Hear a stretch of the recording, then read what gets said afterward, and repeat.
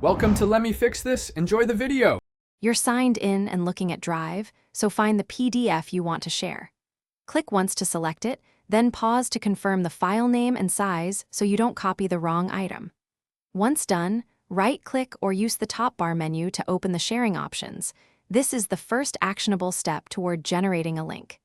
Make sure the file is fully uploaded. If you see an upload spinner, wait until it completes before proceeding. Open the Share dialog and focus on the Get Link section. This controls who can access the PDF.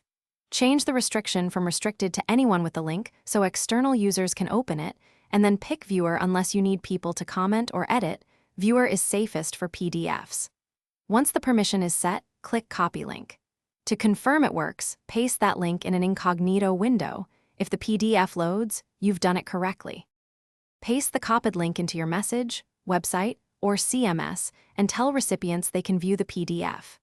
If someone reports they can't open it, first reopen the Share dialog and verify the link is set to anyone with the link and viewer access. Make sure the file isn't restricted by your organization's sharing settings or a specific expiration date. If problems persist, try generating a new link or download and re-upload the PDF. Then repeat the sharing steps to reset permissions. Thanks for watching. If you found this helpful, don't forget to like and subscribe.